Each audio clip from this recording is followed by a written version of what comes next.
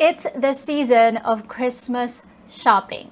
And I wanted to share the money mistakes that you need to avoid so that you don't end up regretting your money decisions pagdating ng New Year. Let's go.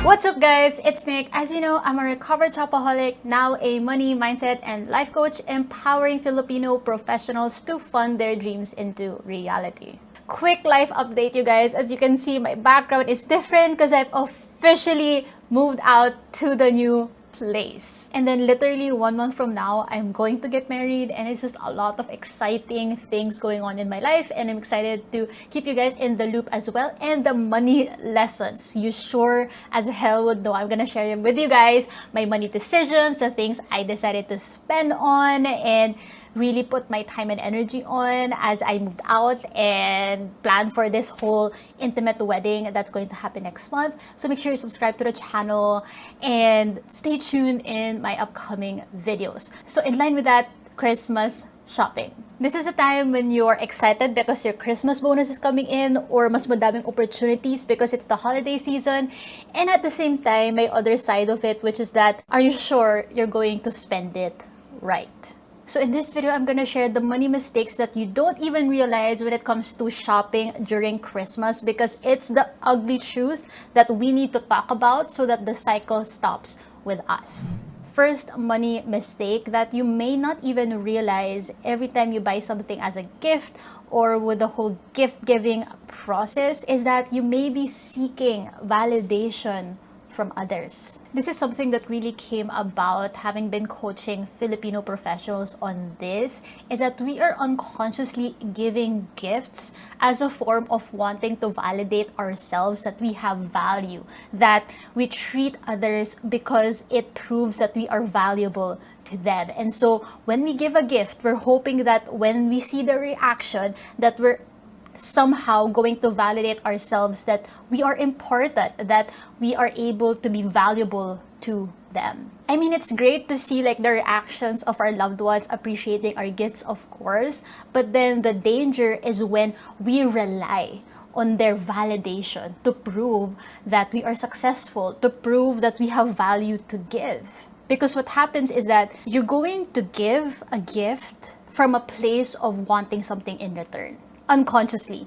Not something in return na tangible din ha, or like gift din na ibibigay sa'yo. Something in return mentally, which is like you want to gain validation from them, that you are special, that you were good at giving the gift, that you had the money, that you could afford giving that gift to that person. You are somehow validating your worth, your success, your financial, worth, your financial success, because you were able to give this kind of gift to someone.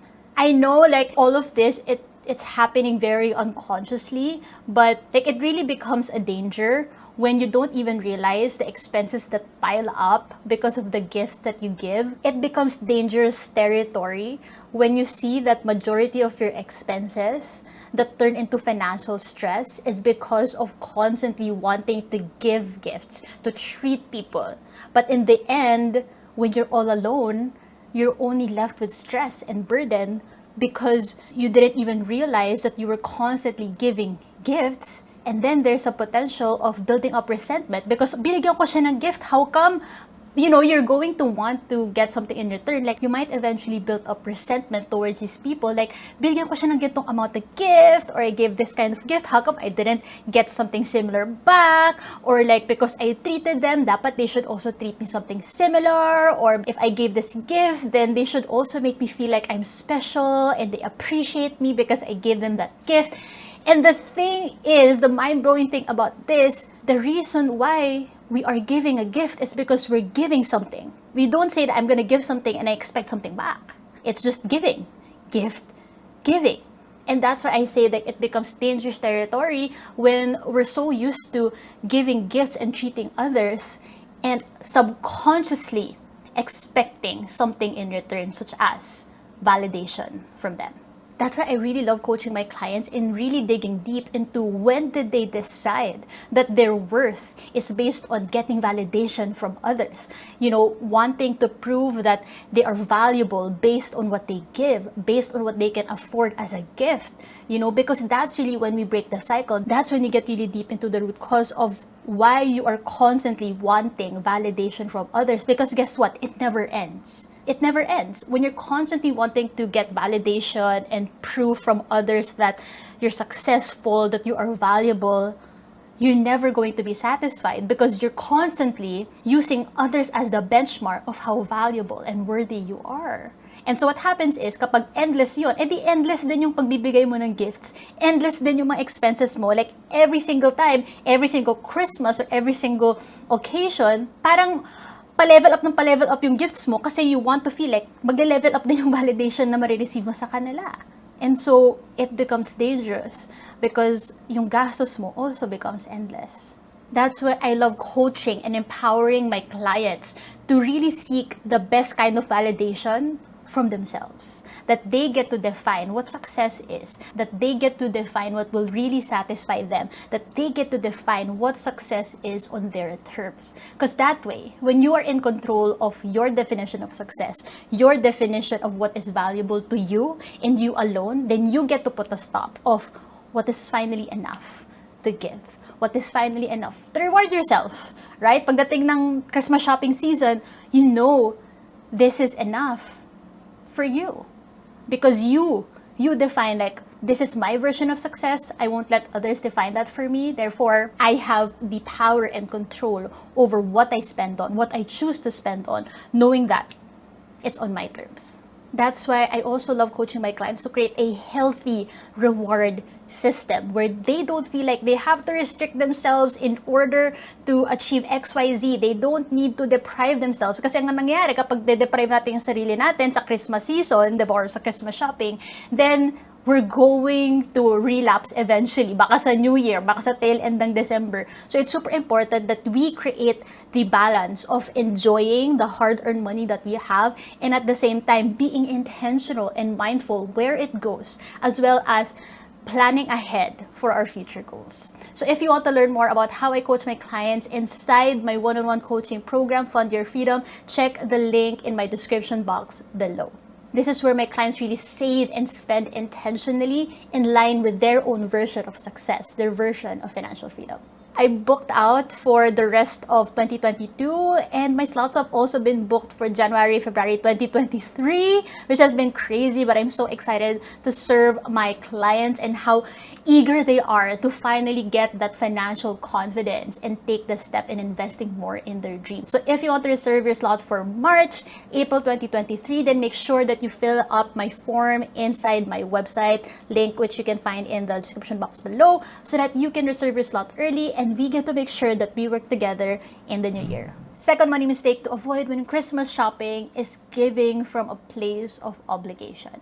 And this is something that is very prevalent in our Filipino culture, which is that, malaking big deal yung Christmas season sa atin. And it's like, we're a very, we love being part of a community. And so we are surrounded by a lot of our relatives, our loved ones during Christmas, which also comes with the unsaid pressure sometimes of like, dapat may gift ka. Dapat, lalo na pagka nagtatrabaho ka na, the roles reverse, right? Dati, parang excited ka pag Christmas kasi maka-receive ka ng gift. Pero ngayon na adult ka na, baliktad na.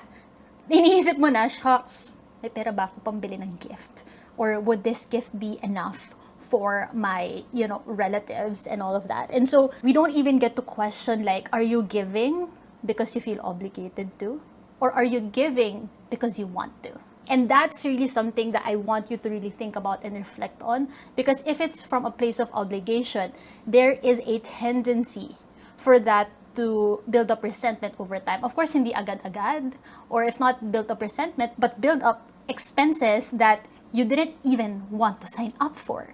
Parang pinilit ka na magbigay ng regalo. And is that really what gift giving is about? Is that napilitan ka lang? And you don't want that, right? Christmas is all about being with your loved ones and enjoying your time together. And so you don't want to think about at the back of your head na parang, shucks, ang saklap ng ginastos ko dito para sa mga gifts sa mga tao na to. And instead of you like cherishing that time that you have with your family, iniisip mo at the back of your mind yung expenses na ginastos mo para sa gifts nila. From the keyword gift, giving, you give something because you have it. You don't give something that you don't have. You're able to give something because you have an overflow of something that you're just so excited to give. And so kung hindi ka excited magbigay, then it feels like an obligation, doesn't it? So again, di ko man sinabi na, shucks, feeling ko obligated magbigay ng gifts na lang every Christmas, so hindi ako magbibigay. Not that, of course. Like, I want you to create and think about the balance of giving gifts from a place of you have the means to do so. Hindi yung ipagpipilitan mo na gawing bongga yung gift to your loved ones just because it's the rule or yun yung nakasanayan na, diba? Because if you again want to break the cycle, if you don't want to pass this kind of mentality to the next generation, to the next family you're gonna build, then why are you doing it? Why are you keeping up with it? We need to challenge it. So for me, I really prioritize giving gifts to my immediate family, to my immediate loved ones who I feel like really made an impact in my life, and I feel good about treating them because they've really been so supportive and so loving and so just they've been there for me in my journey. And so I'm happy to give something that I have, to give a part, to share my blessings to them in any way, shape, or form. May it be like the things on their wish list that they asked me about, because I always love giving gifts to my immediate family na gusto talaga nila. Hindi ako mahilig magbigay na ng surprise kasi may hindi nila magustuhan. Eh di, kung gagastos na lang ako, might as well ask them what they want, right? So, I definitely prefer that.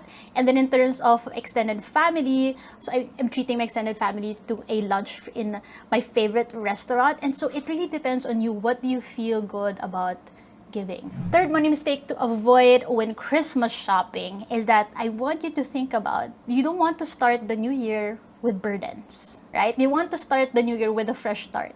And think about the money choices that you're gonna make with your Christmas bonus, with your Christmas shopping. Is it gonna end up with you welcoming the year with burdens from your expenses, from the things that have piled up in your credit card? Kasi sabi mo, bahala na, basta pikit mata na lang, pag-isip ko na lang pagdating ng New Year. Kasi ang daming mga promos ngayon, right? Yung mga parang buy now, pay later, or buy now, tapos babayaran mo after 3 months. Like, seriously, I have done that before. I'm like, uy, ang saya. Makukuha ko na ngayon, tapos babayaran ko na after 3 months. Pero sobrang weird lang sa feeling na nabigay mo na yung regalo, or tapos na excitement mo, tapos hindi mo pa siya babayaran. Hindi mo pa siya babayaran kasi nga naka-buy now, pay later. I remember one of my clients who shared with me na super funny na another way of saying it is buy now, iyak later. And you don't want to be crying, whether literal tears or inside, crying inside about your financial situation pagdating ng New Year. It's supposed to be a fresh start for you. And so I really want you to think about how can you make sure that you're not escaping or running away from your expenses these holidays just for Christmas shopping, just to feel good, just to reward yourself. Tapos pagdating ng New Year, isasampal ka na lang sa mukha na, uy, ito yung mga desisyon mo, di ba? Panindigan mo yan ngayon. Because again, remember, as I've always shared, is that sometimes we're shopping excessively or impulsively because we want to be distracted. We want to be distracted from a reality that we don't really want to confront. And so itong Christmas season, sometimes it's kind of an escape or it's kind of a distraction from like, oh, yung saya, Christmas vibes, ganyan. So parang ang sarap bumili, ang sarap gumastos. But then what are you really distracting yourself from that you're still gonna face pagdating ng New Year? Because guess what? It's still gonna be there. Maybe you're gonna be distracted for a while. But then, if you don't face it, confront those expenses, confront those financial fears, those toxic thought patterns that you have around money before the New Year starts, then guess what? It's still gonna be there pagdating ng January 1. Pagkatapos ng fireworks, when all the holiday vibes are over, you're gonna be left with you in front of the mirror, facing the expenses that you decided to spend on. So I want you to know that you have control, that you have the power to avoid these mistakes when you are going to make the most out of your Christmas bonus, when you're going to treat yourself with Christmas shopping, or you're going to be excited about giving gifts for your loved ones, as long as it comes from a place of actual giving, not waiting or wanting something in return from the person you gave it to. And second is that you're able to have that healthy reward system that you get to enjoy that money during Christmas. Be with loved ones. Buy the things that are valuable to you. And at the same time, you're able to plan ahead pagdating ng January, pagdating ng Q1 of 2023, that you're also prepared for those goals, those resolutions that you are going to prioritize when the new year arrives. Speaking of bonus, I'm going to share tips on how you can maximize your Christmas bonus, or like the influx of income that you could get during the holiday season, how you can maximize it to make sure that you are intentional and mindful about it in such a way that you get to reward yourself now and prepare for your future goals. Stay tuned for that in my next video. Make sure to ring the notification bell, subscribe to my channel, and I'll see you next week.